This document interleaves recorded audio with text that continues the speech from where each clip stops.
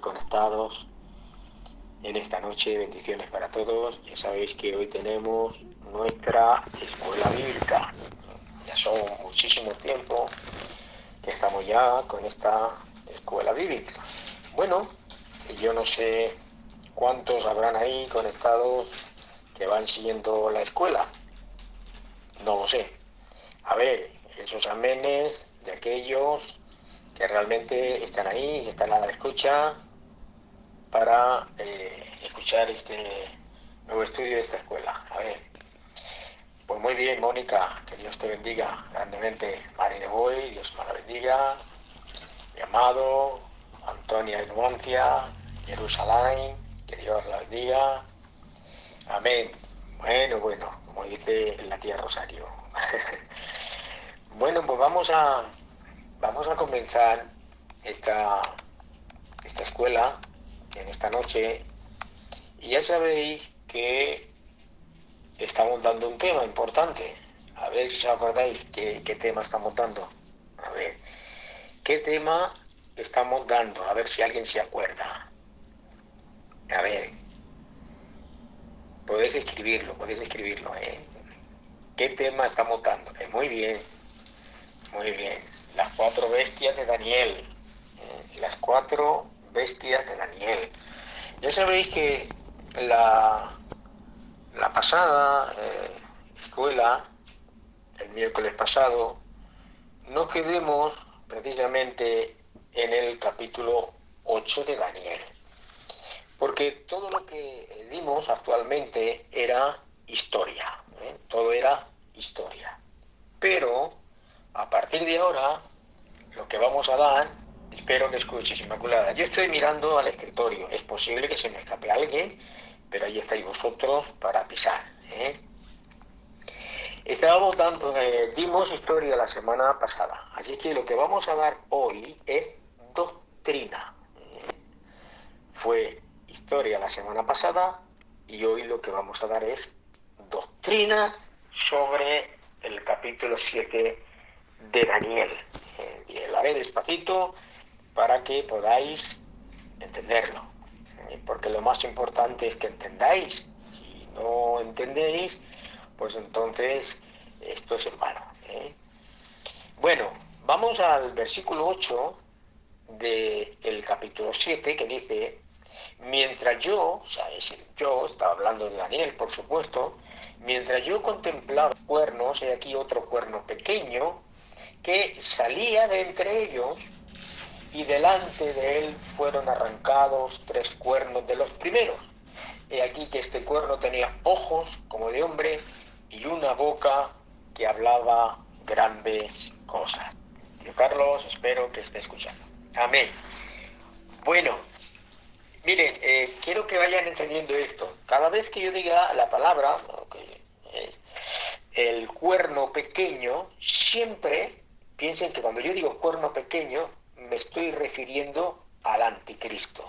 ¿De acuerdo? Al anticristo. Al anticristo. Bueno, yo sé que os gusta mucho poner comentarios ahí, gloria al Señor, amén, que si era tal, que si era... Bueno, vamos. Vamos a hablar sobre esto. Bien, dice que es pequeño. Bueno, pequeño solo al comienzo, pero este cuerno pequeño, que es el anticristo, va creciendo progresivamente hasta el punto, hermano, de derrotar 3 de ellos. O sea, cuando yo estoy hablando de cuernos, estamos hablando de reinos, de gobernantes de la tierra, ¿de acuerdo? Para que vayamos todos entendiendo el pasaje. Bien, este cuerno pequeño que al principio parece que es pequeño, pero que se va engrandeciendo progresivamente con el tiempo. Fijaos bien si se hace grande, que derrota a 3 de los 10. O sea que los 10 cuernos y el cuerno pequeño, durante un tiempo, y esto es importante entenderlo dentro de la escatología, durante un tiempo ellos actúan simultáneamente en el periodo de los 7 años de la tribulación, o sea, la última semana de Daniel. Y eso podemos verlo precisamente en el capítulo 9, versículo 27 del profeta Daniel. El cuerno pequeño, ya hemos dicho, amén, espero que escuches. El cuerno pequeño, hemos dicho que es una persona, es una persona. Y la expresión, por eso hay una expresión ahí que hemos leído, que dice que tenía ojos como de hombre. Ahora bien, esa frase, ustedes saben que dentro del libro de Daniel, el libro de Ezequiel, el libro del Apocalipsis y algunas otras partes más de la Escritura, muchas de las cosas que vemos ahí son tipologías o simbolismo de algo. Y eso es para lo que vamos a tratar de explicar en esta noche, los símbolos, la simbología que hay precisamente en el libro de Daniel. Dice que tiene ojos como de hombre. ¿Y qué trata el profeta de decirnos que ese personaje, ese cuerno pequeño, ese el anticristo, tenía ojos como de hombre? Bueno, pues quiere decir que será una persona inteligente, será una persona con intuición, una persona con una capacidad mental extraordinaria. Esa no se crean que va a ser un cualquiera, no. Dice que tenía también una boca que hablaba grandes cosas. O sea, esto, lo que está hablando es que durante el proceso del anticristo en la tierra, dice que hará grandes declaraciones, habrá grandes cosas, declaraciones y promesas. De tal manera, dará promesas que el mundo, la humanidad entera se va a asombrar, se asombrará. Y también se caracteriza por hablar grandes cosas en contra de Dios. Fíjate, en contra de Dios. Por eso, mire, en el capítulo 11 del profeta Daniel, y en el versículo 36, hablando precisamente de él, dice, y el rey hará su voluntad, y se ensoberbecerá y se engrandecerá sobre todo Dios. Y contra el Dios de los dioses hablará maravillas y prosperará hasta que sea consumada la ira, porque lo determinado se cumplirá. Y en el capítulo 13 del libro del Apocalipsis, en el versículo 5 y versículo 6, dice, también se le dio boca que hablaba grandes cosas y blasfemias, y se le dio autoridad para actuar 42 meses, que ya hablaremos sobre estos 42 meses, que son 3 años y medio. La visión, vamos a ver lo que ahora, porque es muy importante en este texto, que es el versículo 9, y este del versículo 9 está hablando de la visión, una visión que ve el profeta Daniel, y en esa visión ve a un anciano de días. Y aparte de que ve el anciano de días, también contempla el juicio precisamente contra el cuerno pequeño. Y esto es importante saberlo. Dice el texto que Daniel estaba mirando hasta que fueron puestos tronos. Fijaos bien que la palabra es espero que escuches ahora. Dele. Y dice, estuve mirando hasta que fueron puestos tronos y se sentó un anciano de días cuyo vestido era blanco como la nieve y el pelo de su cabeza como lana limpia, su trono llama de fuego y las ruedas del mismo fuego ardiente. Esto parece más bien un platillo volante. Porque yo antes de convertirme, cuando yo oía estos pasajes de Daniel, decía que eso eran extraterrestres, eso era un platillo volante de las ruedas, y decía yo que esto era extraterrestre. Bueno, seguimos. A ver. Miren, de pronto, fijaos bien, porque hay un cambio. Comienza hasta el versículo 8 y al versículo 9, de pronto cambia la escena. Y Daniel ve ahora tronos.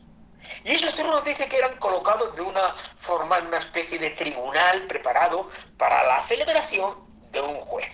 O sea, cuando hay una corte donde se va a juzgar, normalmente ustedes la han visto, ¿verdad? Que está el juez, están los fiscales, están ahí sentados. O sea, lo que está viendo aquí Daniel es una corte celestial. Y tenemos que ver que los tronos de juicio aparecen simultáneamente con la aparición del cuerno pequeño. o sea, del anticristo. Los juicios de Dios sobre el reino de la bestia, lo que abarcan aquí es un periodo de la tribulación que vendrá sobre la tierra y que fue profetizado por Cristo mismo en el capítulo 24 del Evangelio de Mateo. Por lo tanto, es muy importante ver cómo el Dios soberano tiene el control de todas las cosas y también tiene el control sobre el curso de la historia. Dios no se le escapa absolutamente nada. El cuerno pequeño, ya sabéis que lo iré repitiendo, cada vez que yo hable del cuerno pequeño, estoy hablando del anticristo, ¿de acuerdo? El cuerno pequeño aparecerá precisamente en el escenario mundial en el tiempo preordenado por Dios. Por esa razón, escuchadme bien, por esa razón, hay muchos, y hasta ahora, siempre, el hombre ha sido muy curioso, y sigue siéndolo. Sigue siendo el hombre, cuando digo el hombre, nos incluimos todos en general. El hombre siempre ha sido muy curioso, queriendo saber, indagar. Y el personaje del anticristo es un personaje fascinante, un personaje que siempre al hombre le ha gustado a ver quién será este personaje, y se ha hecho muchísimos intentos a lo largo de la historia para tratar verdaderamente de ver qué personaje de la historia encajaba el perfil con el que aparece aquí en las escrituras. Y bueno, ustedes saben que desde... Pues yo creo que me he caído, pero bueno. ¿Sí? ¿Me he caído? Estoy mirando aquí el círculo y no me cuenta. Bueno, estaba diciendo que el hombre siempre es muy curioso y que trata siempre, su curiosidad le lleva a tantos errores, y siempre se ha querido saber quién es el personaje este del anticristo, y se ha tratado de buscar un perfil a lo largo de la historia para ver si encaja ese perfil con el perfil que da la escritura del anticristo. Y cuando ha salido alguien, por ejemplo, como Antíoco Epifanes, que estaba hablando en el año 160, más o menos, antes de Cristo, que salió ahí ese Antíoco Epifanes, que era un prototipo del anticristo, y así se ha levantado mucho, se ha levantado Nerón, se levantó Hitler, se ha levantado, yo que sé, muchísimos a lo largo de la historia, y cada vez que se ha levantado alguien, la gente, ese es el anticristo. Ahora están esperando, se levanta un papa, ese es el anticristo, se levanta un presidente, ahora es el anticristo, y así sucesivamente. Pero fíjense bien lo que dice la escritura, escuchen. El cuerno pequeño, ¿cuándo va a aparecer en el escenario mundial? En el tiempo preordenado por Dios. O sea, eso no lo va a saber absolutamente nadie. Solamente se sabrá cuando Él haga su aparición en la historia. Así que, por muchos intentos que intente, jamás podrán, mis amados hermanos, tratar ni aproximarse, queridos hermanos, de quién va a ser el anticristo. Y aquí hay una expresión que aparece en el libro de Daniel, y esa expresión, anciano de días. ¿Quién es este anciano de días que aparece aquí? Pues bueno, es una referencia al Padre. Es una referencia al Padre, y su juicio comenzará pues tan pronto como haga su aparición.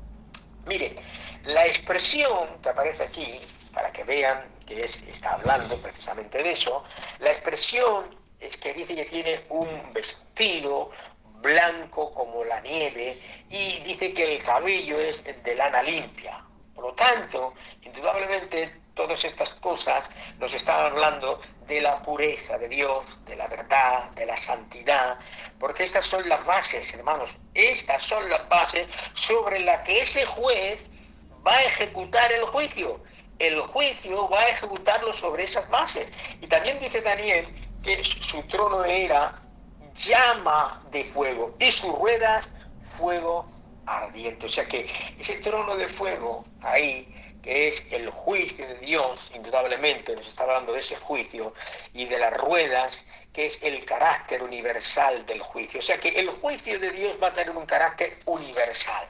No va a ser algo en una sola región, va a ser un juicio universal, porque ustedes saben que los juicios de Dios durante el periodo del Apocalipsis, que habrán 21 juicios, no va a ser determinado sobre una sola ciudad, va a ser algo universal. Y aquí vemos, hermanos, aquí vemos lo que es la completa descripción de ese anciano de días sentado en su trono, como el Dios de gloria, el Dios de la omnipotencia, el Dios eterno, que está a punto de juzgar la maldad, que está a punto de juzgar, hermano, el pecado de los hombres. Por eso dice el versículo 10, pasamos al versículo 10, y dice, un río de fuego procedía y salía de delante de él. Y dice, millares y millares le servían, millones y millones asistían delante de él. El juez se sentó y los libros fueron abiertos. O sea, el juicio no solamente nos está hablando del juicio de Dios, que indudablemente nos está hablando, sino también este juicio, hermanos, aquí nos está representando algo, y es la gloria. Aquí está representando su justicia, la santidad. O sea, todos los atributos que están en su persona, como dice Hebreos, capítulo 12, versículo 29, ¿se acuerdan del texto ese hebreo cuando dice, porque nuestro Dios es que fuego consumidor? Amén. Y esa expresión que dice, millares de millares, millones de millones, ¿recuerdan algo así más o menos parecido en la Escritura? ¿Recuerdan algún texto que hable sobre millares de millares y millones de millones? Bueno, en el Apocalipsis, capítulo 5, versículo 11, hay un texto que dice, está ahí Juan viendo otra visión, y dice, miré y oí la voz de muchos ángeles alrededor del trono y de los seres vivientes y de los ancianos, y su número era millones de millones. Dios mío, de mi Jesús, qué gloria, amén. A veces hay preguntas que saben que nos hacen en los coloquios hablando sobre los ángeles y nos dicen, ¿qué función tienen los ángeles? Y los ángeles, ¿cuáles son los rangos? Millones de millones, millones de millones, millones de millones. Bueno, sigue diciendo el texto que el juez se sentó. Literalmente, esta frase debería de pronunciarse como que el juicio o el tribunal tomó asiento. Y los libros fueron abiertos. Esos libros es el registro precisamente donde se hallaban las obras de los hombres que iba a juzgar. La Biblia dice que Dios pagará a cada uno conforme a sus obras. Y en el versículo 11 y versículo 12 de este capítulo 7 dice el texto, y entonces miraba a causa del sonido de las grandes palabras que hablaba el cuerno, miraba, dice, hasta que mataron a la bestia, y su cuerpo fue destrozado y entregado para ser quemado en el fuego. Dice, y había quitado también las otras bestias su dominio, pero les había sido prolongado la vida hasta cierto punto. Amén. Gloria al Señor. Miren, la atención de Daniel se está concentrando en algo muy especial. Y lo que le llama la atención a Daniel en esta visión es en el sonido de las grandes palabras que pronuncia el cuerno. Cada vez que hable del cuerno, estoy hablando del anticristo, ¿de acuerdo?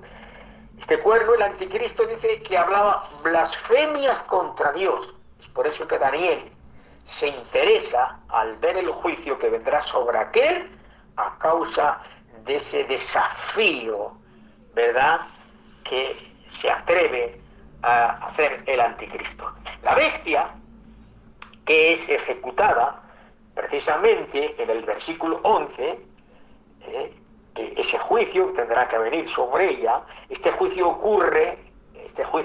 va a ser precisamente al final de la gran tribulación. Van a venir muchos juicios sobre la tierra, pero este juicio en concreto va a ser al final de la gran tribulación. Y coincide, obvio, este juicio coincide con la segunda venida de Cristo en gloria. Eso lo podemos ver. Por eso digo que siempre, os he dicho, que la escuela bíblica siempre deberéis tener una libreta para tomar notas, tomar apuntes y tomar textos de la Biblia, porque hay muchas cosas textos que no vamos a parar en leerlos, porque si no se nos haría muy extenso, ¿de acuerdo? Así es que apuntaros Apocalipsis capítulo 19 y también anotaros ahí Zacarías capítulo 14. La Biblia dice que el cuerpo fue destrozado y entregado para ser quemado en el fuego. ¿Les suena algo esto? ¿Recuerdan ustedes algo sobre esto? ¿Qué dice la Biblia sobre el anticristo y el falso profeta? ¿Qué será con ellos al final de su tiempo? ¿Qué sucederá con ellos? Dice la Escritura. Dice que serán lanzados vivos al lago de fuego. Vivos. Gloria al Señor. Pero sigue diciendo el texto. Pero le había sido prolongada la vida hasta cierto punto. ¿Cómo es esto? Vamos a esperar un poquito, que vamos a examinar esa expresión que dice Daniel, pero le fue prolongada la vida hasta cierto punto. Amén. Amén. Gloria al Señor. Espero que escuches ahora, hermano. Amén. Si veis que tarda un poquito, yo estoy mirando el escritorio, pero a veces se me puede pasar, ¿de acuerdo? Se me puede pasar. Vale. Dice el texto, acabo de decir, pero le había sido prolongada la vida hasta cierto punto. Vamos a hablar un poquito sobre esto. O sea, miren, los tres primeros imperios, que fue Babilonia, los medo-persas, Grecia y Roma. Babilonia, los medo-persas y Grecia. Esos fueron los tres primeros imperios. Pero el imperio de la cuarta bestia, es destruido de manera catastrófica y judicial, ambas cosas a la vez. ¿Por qué? Miren, si nosotros nos vamos, porque esto es muy importante, dije que el capítulo 2 y el capítulo 7 de Daniel es la misma visión. En Daniel es más amplia, Daniel es muchísimo más amplia, pero es la misma visión en el capítulo 2 de Daniel y el capítulo 7. Lo que ocurre es que en el capítulo 2 es de la forma y la manera como ven los hombres. ¿Cómo ven los hombres el futuro? ¿Cómo ven los hombres, verdad, el plan de Dios? Y otra cosa es cómo lo ve Dios realmente. Muy distinta. Los hombres lo ven de grandeza, con oro, con plata, mientras que Dios lo ve como animales salvajes. Así que en el capítulo dice, ¿qué dice en el capítulo 2? Dice que una piedra cortada no con mano, hirió a la imagen. ¿Dónde la hirió? ¿En qué parte? ¿En la cabeza? No. ¿En qué parte? ¿En los hombros? No. ¿En qué parte? En los pies. O sea, al final de los tiempos. Al final de los tiempos. Sabemos que esa piedra cortada no con mano, indudablemente está refiriendo al Mesías. Si nosotros vamos a dos versículos muy importantes, como el versículo 13 y el versículo 14 de Daniel, vamos a ver algo muy interesante. Y lo que vamos a ver aquí, hermanos, es precisamente la visión de la segunda venida de Cristo. Así que vamos a entrar un poquito en estos dos textos de la Biblia porque son muy, muy, muy importantes. Miraba yo, cuando dice yo, habla Daniel, miraba yo en la visión de la noche y aquí con las nubes del cielo, ay Dios mío, venía uno como un hijo de hombre, que vino hasta el anciano de días y le hicieron acercarse delante de él. Y le fue dado dominio, gloria y reino, para que todos los pueblos, naciones y lenguas le sirvieran. Su dominio es eterno, que nunca pasará, y su reino uno, que no será destruido. Qué bien, gloria al Señor. Que yo con estas cosas me sonrío porque sonrío de alegría, de gozo, de ver estos textos de la palabra del Señor. Aquí aparece un título. El título que aparece, Hijo de Hombre. Ese Hijo de Hombre era un título un título mesiánico, un título que poseería el Mesías mismo, o sea, Cristo. Y en los evangelios vemos muchas referencias sobre este título. En los evangelios vemos muchas referencias sobre este título. Si me da tiempo, ¿me escucháis todos ahora? Bien, vale, venga, pues seguimos. Hemos dicho, estamos hablando del título que aparece aquí, de Hijo de Hombre, que se está refiriendo precisamente a Cristo, porque la palabra o la expresión Hijo de Hombre es un título mesiánico. En los evangelios hemos dicho que vemos muchísimas referencias sobre este título. Por ejemplo, recuerdan en Mateo capítulo 9, versículo 6, cuando aquel paralítico, ¿verdad?, lo llevan allí y el Señor le dice, tus pecados te son perdonados, y la gente comenzó allí, pero ¿quién es este? Solo Dios puede perdonar pecados, y él dice, pues para que sepáis que el Hijo del Hombre, el Mesías, para que sepáis que el Hijo del Hombre tiene potestad para perdonar pecados en la tierra, le dijo al paralítico, levántate, toma tu lecho y vete a tu casa. Podéis coger más textos porque hay muchísimos. Voy a dar algunos más para que lo anotéis, pero hay muchísimos. Por ejemplo, podemos ir a Mateo capítulo 8, versículo 20, Lucas capítulo 19, versículo 10, Lucas 22, versículo 48, y así un largo, etcétera. Miren, Cristo vendrá en forma humana tal como ascendió al cielo, con el cuerpo glorificado, claro. ¿Recuerdan aquella cuando Él ascendió a los cielos, que estaban allí, mis amados hermanos, aquellos seres celestiales, y aquellos estaban contemplándolo, y Él les dice, varones galileos, porque estáis mirando al cielo así, de esa manera? Dice, pues de la misma manera que la habéis visto ascender del cielo, así mismo también regresará. Así que lo que vemos aquí es muy importante. Son las características del reino mesiánico. O sea, las características del reino cuando Cristo venga a reinar durante el milenio. Y vamos a ver esas características que están aquí escritas. Una de las características que habla es dominio. Dominio, o sea, su autoridad. Esa es la autoridad. Cuando habla de dominio, está hablando de autoridad. Amén. Amparo, espero que escuches. Es que yo no sé, pero yo le veo ahí una letra totalmente diferente. A mí es que me sale aquí una letra en el escritorio muy diferente. No me sale como las letras normales, me sale así como no sé, rara. Es por eso que no, azules no, a mí me salen de otro color. Me salen de otro color. Bueno, eso. Dominio, ¿vale? Estamos hablando que ese dominio, indudablemente está hablando de la autoridad para gobernar. La Biblia dice que Él gobernará. ¿Cómo gobernará? Con vara de hierro. O sea, Él va a tener autoridad gobernando. Pero también va a tener gloria. Estamos hablando de las características del reino mesiánico. Dominio, gloria, o sea, aparecer con honor propio de la dignidad de su persona, como no puede ser de otra manera.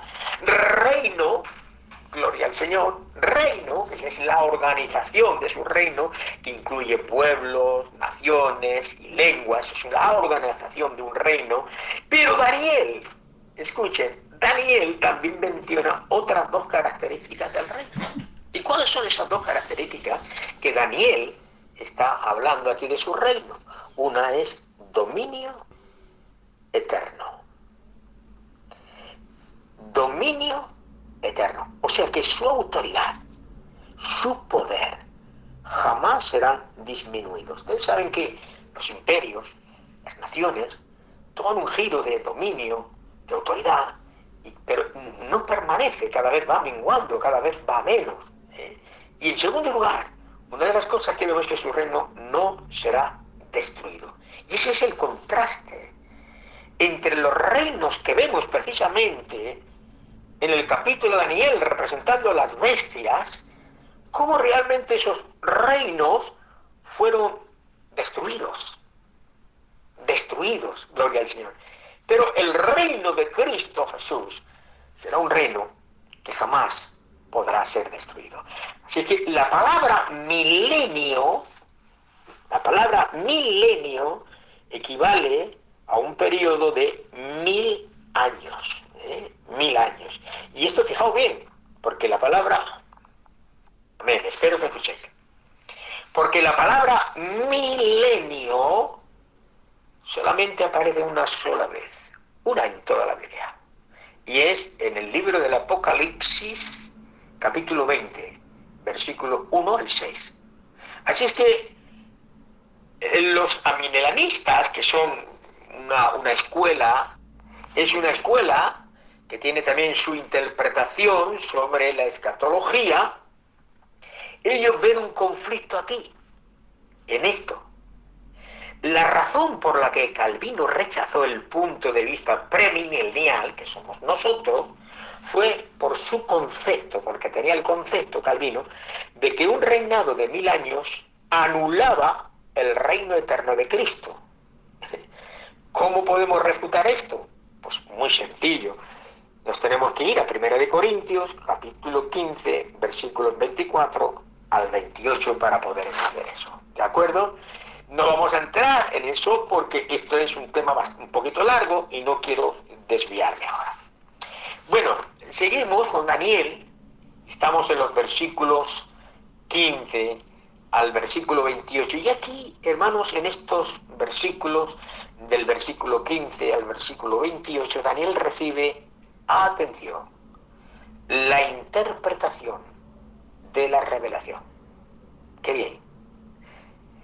Y dice, se turbó el espíritu a mí, Daniel, en medio de mi cuerpo. Y dice, las visiones de mi cabeza me asombraron. Me acerqué a uno de los que asistían y le pregunté la verdad sobre todo eso. Y me habló y me hizo conocer la interpretación de las cosas. Entonces tuve deseo de saber la verdad acerca de la cuarta bestia, que era tan diferente de todas las otras. Dice que era espantosa en gran manera, que tenía dientes de hierro, uñas de bronce, que devoraba, dice, y que desmenuzaba, y las sobras hollaba con sus pies. Dice asimismo, acerca de los 10 cuernos que tenía en su cabeza, y del otro que le había salido, delante del cual había caído 3, y este mismo cuerno tenía ojos y boca que hablaban grandes cosas, y parecía más grande que sus compañeros. Mirad, el carácter distinto de la cuarta bestia fue lo que provocó precisamente a Daniel que tuviera el deseo de saber el significado de esos 10 cuernos. O sea, les llama la atención los 10 cuernos. Pero hay algo, hermanos, ahí que a él le impresiona, que él, mis amados hermanos, quedara un poquito como diciendo, ¿qué es esto? Y era el deseo de saber el significado de los cuernos y muy en particular ese cuerno pequeño. Repito, cada vez que yo nombre el cuerno pequeño, estoy refiriendo al anticristo. Así que el cuerno pequeño dice que es más grande que sus compañeros. O sea, más grande no quiere decir en altura, en dimensión, no. Más grande quiere decir que era más fuerte. Más fuerte. Así que tenemos que ver un detalle importante aquí. Y el detalle que tenemos que ver, hermanos, es que el cuerno pequeño, y esto es importante dentro de la escatología, el cuerno pequeño no surge en un tiempo en que los 10 cuernos ya no existen. Esto es importante. Sino por el contrario, cuando aún esos 10 cuernos están en pie. Cuando estoy hablando de cuernos, ahora de esos 10 cuernos estoy hablando de 10 reinos, 10 naciones, 10 gobernantes de esas naciones. Y esto, hermanos, lo que nos está mostrando es que al menos por algún tiempo los 10 cuernos grandes y el pequeño operan simultáneamente. Pero en un momento específico, hermanos, el cuerno pequeño derriba a 3 de los 10 y toma los dominios de ellos. Así que se quedan 7. Por eso dice el versículo 21 y versículo 22. Y veía yo en este cuerno, y veía yo que este cuerno, dice, hacía guerra contra los santos, y lo vencía, hasta que vino el anciano de días, y se dio el juicio a los santos del Altísimo, y llegó el tiempo, y los santos recibieron el reino. Amén. Fijaos bien, porque aquí aparece un nuevo detalle. Ese nuevo detalle que aparece aquí es que se añade a la visión algo. Y lo que se añade a la visión aquí dice, y veía yo en este cuerno que hacía guerra contra los santos. Cada vez que hablo del cuerno pequeño, estoy hablando del anticristo. El anticristo sería aquí nación, como se ve en el Apocalipsis capítulo 13, versículo 7. ¿Os acordáis que en ese pasaje de la escritura del libro del Apocalipsis dice, y se le permitió hacer guerra contra los santos y vencerlos? O sea, esta persecución, atención con esto porque es muy importante, esta persecución nada tiene que ver con el pasado. Esta persecución está todavía en el futuro, porque el anticristo, hermanos, hará su aparición en el escenario de la historia en los últimos tiempos y será destruido por la vida personal, visible y gloriosa de nuestro Señor Jesucristo. O sea que el cuerno pequeño, también que se le conoce como el nombre de la bestia, el anticristo, el cuerno pequeño y la bestia son la misma persona, ¿de acuerdo? La misma persona. Miren, la tribulación del año 70 después de Cristo no fue la única tribulación, no fue la única, pero esta tribulación que hubo en el año 70, cuando el general Tito entró, invadió, bueno, no le cuento la historia porque usted ya la sabe, ¿eh? Esta no tenemos que confundirla con la tribulación que aparece en el Evangelio de Mateo capítulo 24, porque Cristo dijo específicamente que habrá una tribulación sin precedentes,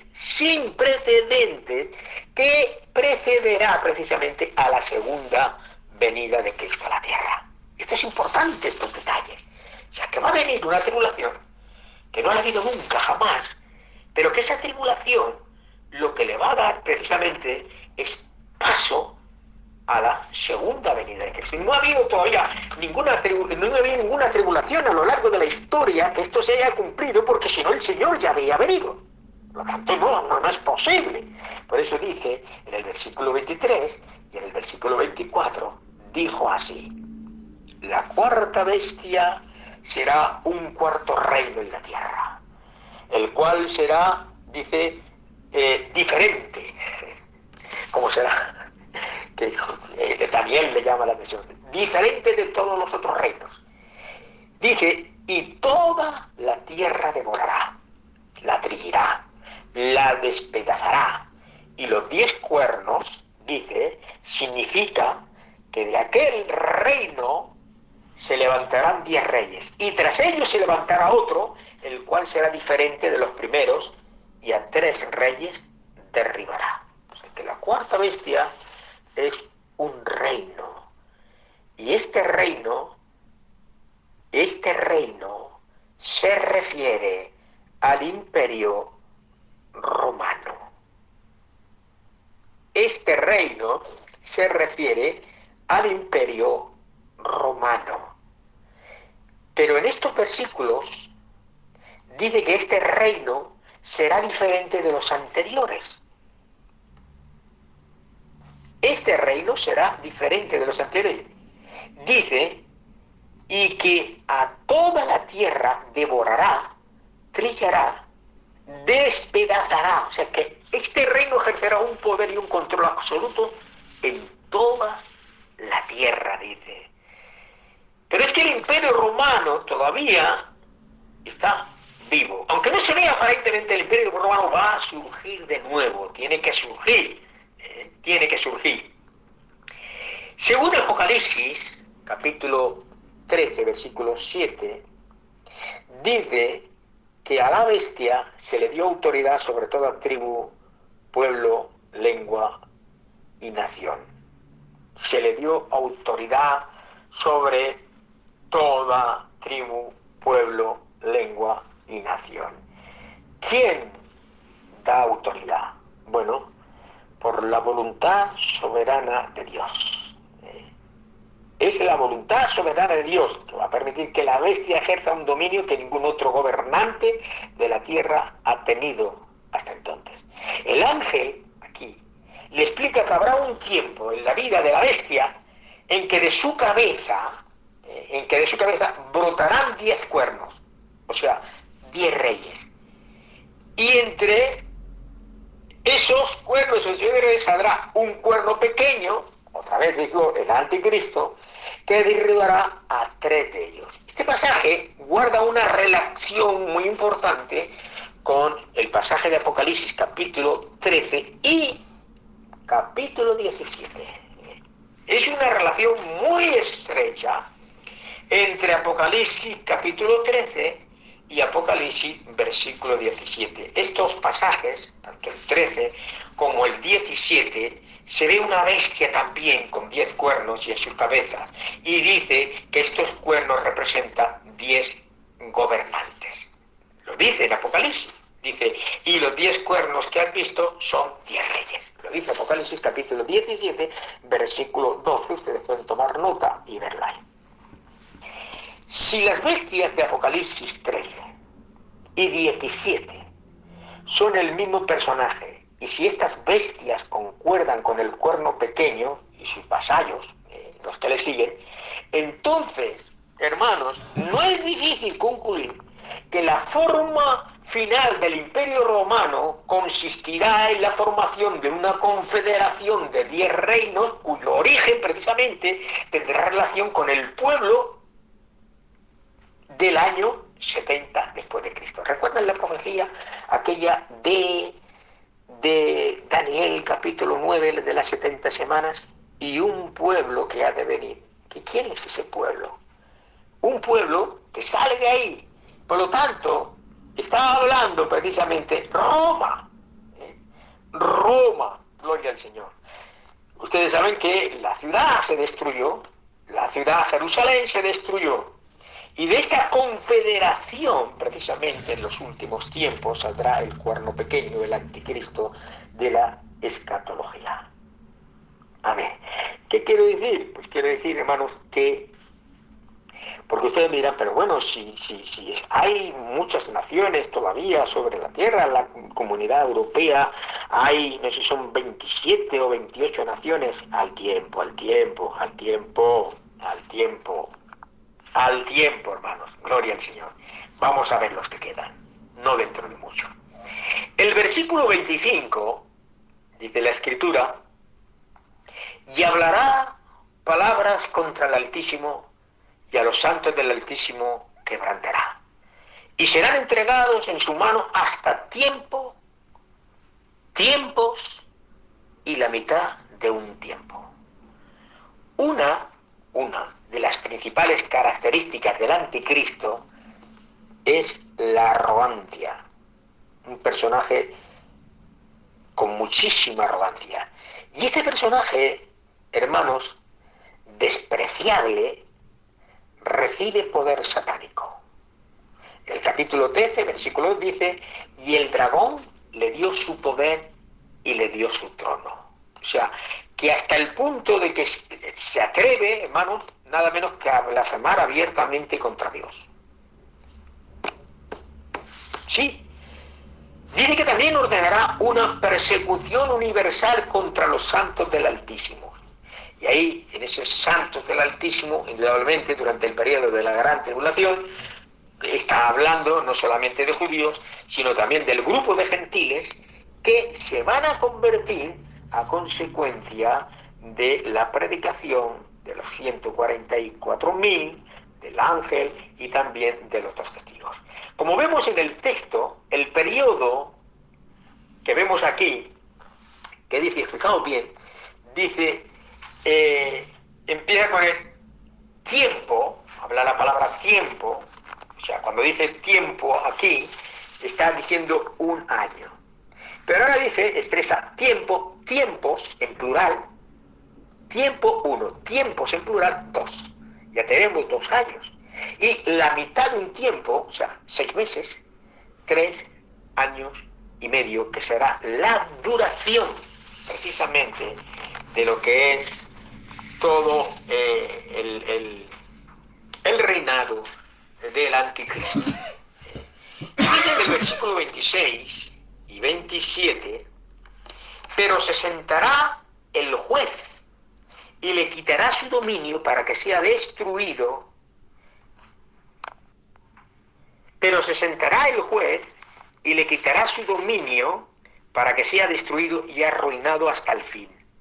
Y que el reino y el dominio y la majestad de los reinos debajo de todo el cielo se ha dado al pueblo de los santos, aleluya, al pueblo de los santos del Altísimo, cuyo reino es reino eterno, y todos los dominios le servirán y obedecerán.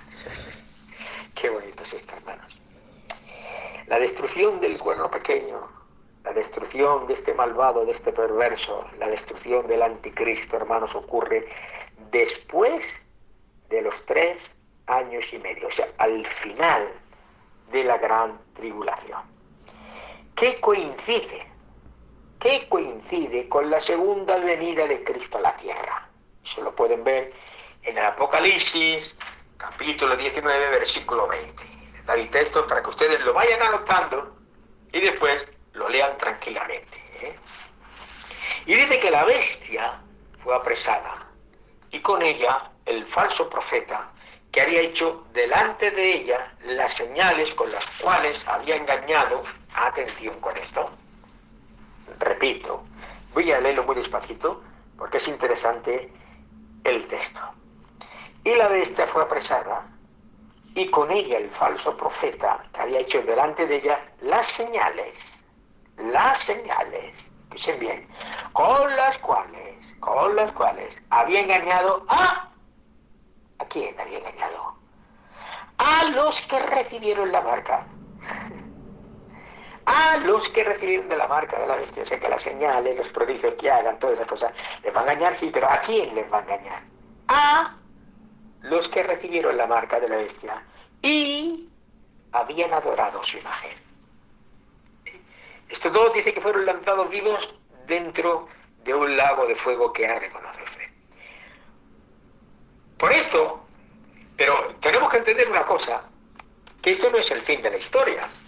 No, esto no es el fin de la historia, hermanos. Hay algo más que no podemos dejar de pasarlo por alto, porque yo creo que es sublime, grandioso.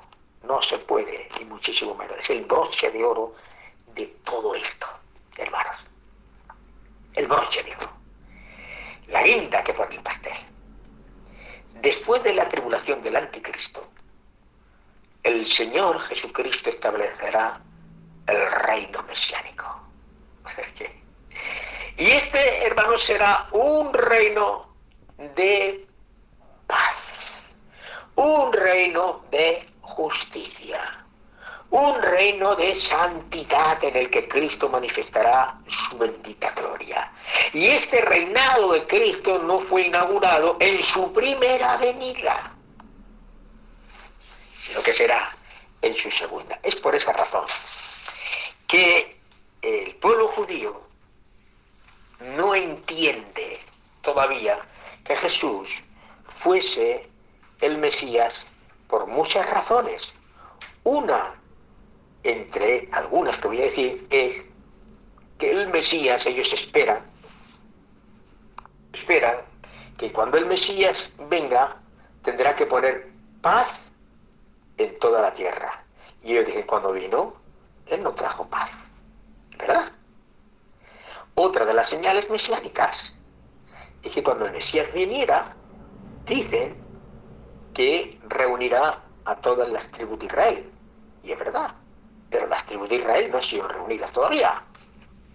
Luego dicen también que no pueden concebir ya no un Dios, porque hay quien dice, a los judíos mesiánicos a veces dicen, es que si Jesús es Dios, ¿por qué Dios no puede morir, etcétera? No, miren, ellos dicen, los judíos, les voy a decir algo, todas esas cosas que dicen judíos mesiánicos no son de ellos, son precisamente cosas que cogen de los judíos. las cogen de ellos y ellos quieren exponerlas, arreglarlas de tal manera, de tal forma, artimañas, o sea, la quieren embellecer realmente, pero los judíos, hablando de los mesiánicos, ellos dicen que eso ni son judíos, ni son cristianos, ni son nada. O sea, ellos mismos dicen que no. ¿Eh? Bueno, fijaos bien, una de las cosas que dicen es que el Mesías no muere. No es concebible para ellos que un Mesías que muere. Porque ¿cómo va a morir un Salvador que viene a salvarlo? Si lo muere ya terminamos. Mire, se han levantado muchos Mesías a lo largo de la historia, pero sobre todo en la historia de Israel. Uno de los grandes Mesías que se levantaron, que posiblemente quizás hay gente que no tiene conocimiento de él, pero fue en el año 130 aproximadamente, 130 y algo, que fue un general, precisamente, del pueblo judío, que se rebeló contra Roma, que fue Bar Jobat. Dice que ese se levantó contra el Imperio Romano. Y el rabino Akiva lo proclamó como el Mesías. Dijo que él era el Mesías, que iba a libertar. ¿Y qué pasó? Bueno, lo que ocurrió, hermanos, porque esto es interesante saberlo, es que hubo una matanza tremenda, hermanos, por parte de Roma hacia el pueblo judío. Y fue ahí, no en el año 70, no. En el año 70 no, hermanos. Fue en ese año, en el 130, cuando por fin derrotó completamente Roma a los judíos y los dispersó por todas las naciones. No fue en el año 70. En el año 70 fue Jerusalén. Fue Jerusalén, pero no todo el territorio. Permanecieron todavía. Pero sí en aquella lucha, sí en aquella batalla, que perdieron, fue una masacre, hermanos. Fue algo terrible lo que ocurrió allí. Pues en aquel lugar, a partir de aquel lugar, hermanos, se dispersaron. Fíjense si se dispersaron, que ellos dijeron, bueno, nosotros vamos a ser dispersados por todas las naciones, ya no estamos en nuestra tierra, y ahora, atención con esto, ellos no tenían la Torá que se hablaba, la Torá que se recibía por medio de uno a otro, solamente la tenían de la tradición, pero no la tenían escrita. Solamente tenían la Torá escrita, pero no la Torá, hermanos, que se había pasado de uno a otro. Entonces ellos dijeron, vamos a escribir, porque para ellos estaba prohibido, fijaos bien, estaba prohibido escribir la Torá que se había pasado de uno a otro, de boca a boca. ¿Qué es lo que hicieron? Ellos dijeron, pues vamos a escribir nosotros esa Torá, que no se estaba prohibido escribirla, pero ellos dijeron, bueno, si nos dispersamos por ahí, ¿qué vamos a hacer? Pues decidieron escribirla. Y de ahí surgió los dos Talmud. El Talmud de Jerusalén y el Talmud de Babilonia. Y de ahí surgió lo que conocemos nosotros hoy como la Mishnah. Como la Mishnah.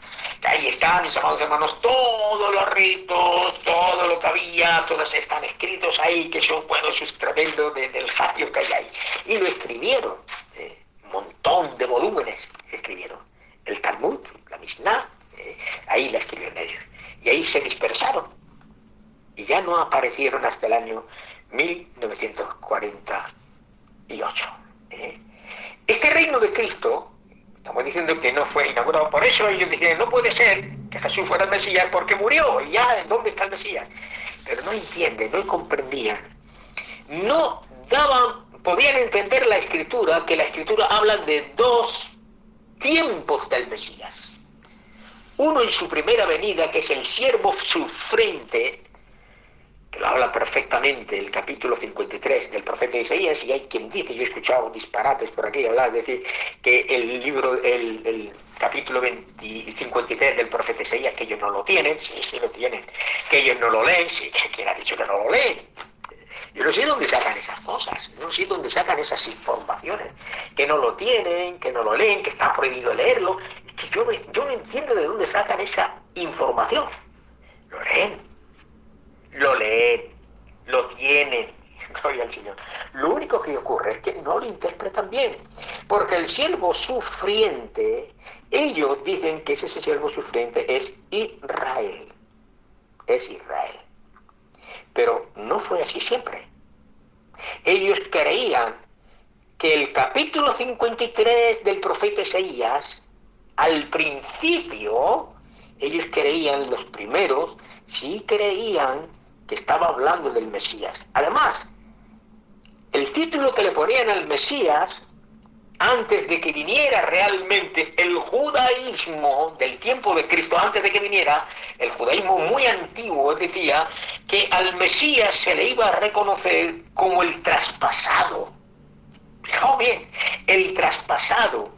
Se le conocía como el flautista, se le conocía como el leproso, porque llevaría los pecados, porque llevaría precisamente el juicio de la nación de Israel. Y sí sabían, luego con el tiempo ellos dedujeron que realmente, queridos hermanos, que no podía ser el Mesías, el capítulo 53.